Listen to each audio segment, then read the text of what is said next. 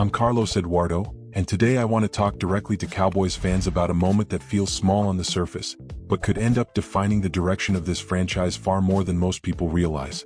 Because right now, in Dallas, we're not just talking about a coaching interview. We're talking about identity. We're talking about standards.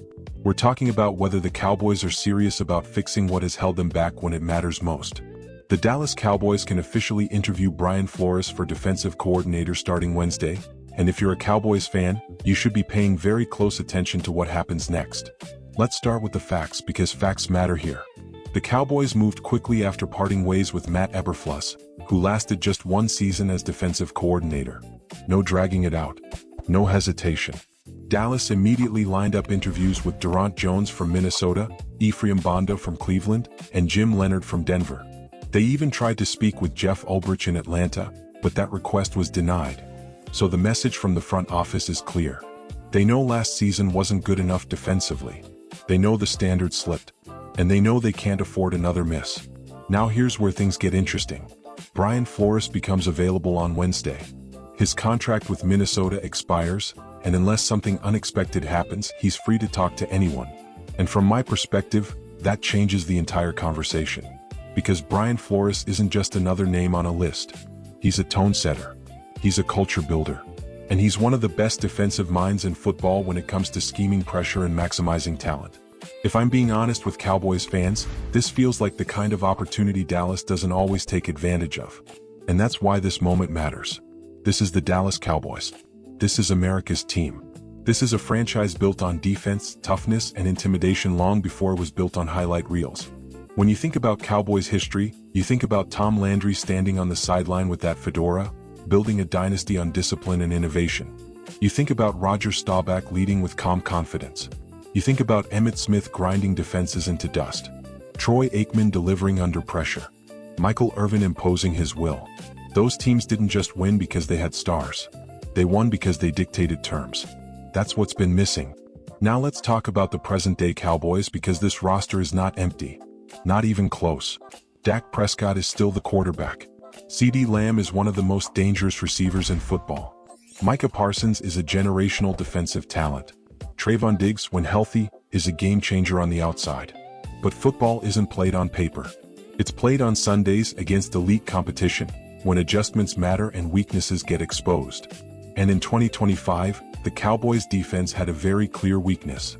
Pass rush. The numbers don't lie. Dallas' leading sack artist last season was Jadeveon Clowney with 8.5 sacks. That's respectable, but it's not dominant. It's not the kind of pressure that changes game plans. It's not the kind of pressure that makes quarterbacks rush throws in January. From my perspective, that's unacceptable for a team with championship aspirations. Now here's where Brian Flores enters the conversation in a serious way. Look at what he did in Minnesota.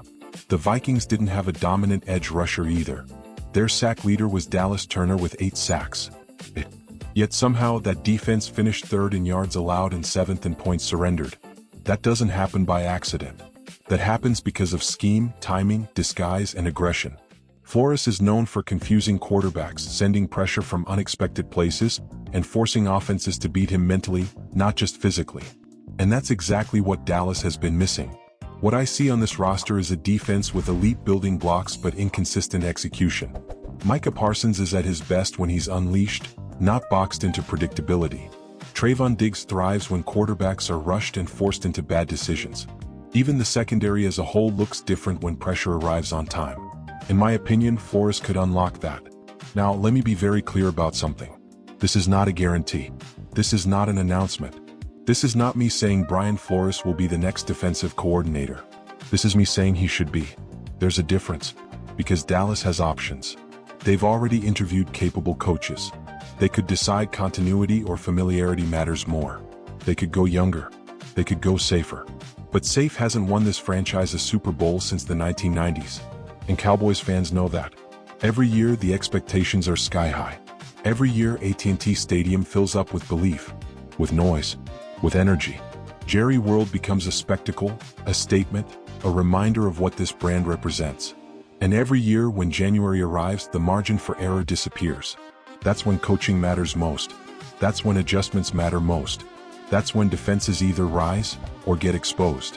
From my perspective, the NFC East isn't getting easier. Philadelphia is always physical. New York is unpredictable but dangerous when healthy. Washington is rebuilding but hungry. There are no weeks off. No easy Sundays. If Dallas wants to separate itself, it has to dominate on defense again. Not just statistically, emotionally, psychologically. Brian Flores brings that edge. He brings accountability. He brings clarity. He brings a mindset that says, "You will not be comfortable against us." And that fits Dallas football. Now, I also understand the hesitation some fans might have. Flores has been a head coach before. He's had controversy. He's had ups and downs. That's fair to acknowledge. But if we're being honest, some of the best coordinators in the league are former head coaches who learned, adapted, and came back sharper. In my opinion, Flores is in that category. He doesn't need to be the face of the franchise. He needs to be the architect of a defense that finally matches the Cowboys' ambition. And here's the part Cowboys fans should really think about. This offseason, Dallas can still add talent. Through the draft. Through free agency. Help is coming. But coaching amplifies talent. Coaching hides weaknesses. Coaching wins close games. A coordinator like Flores doesn't just call plays. He builds systems that players believe in. And belief matters. You can feel it in the stadium. You can see it on third down. You can hear it when the crowd gets loud because they know something big is coming. That's what this decision is about. It's not about one interview on Wednesday. It's about whether the Cowboys are ready to take a step that signals seriousness to the locker room, to the league, and to the fan base. From my perspective, if Dallas wants to send that message, Brian Flores is the strongest statement they can make. Cowboys fans deserve a defense that reflects the legacy of this franchise. A defense that plays fast, aggressive, and fearless. A defense that doesn't bend and hope, but attacks and dictates. This is Dallas football. This is expectation. This is pressure. And how the Cowboys handle this moment will tell us a lot about where they're headed next. I'm Carlos Eduardo, and I'll be watching closely just like you because this decision could shape the Cowboys' future far more than any headline ever will.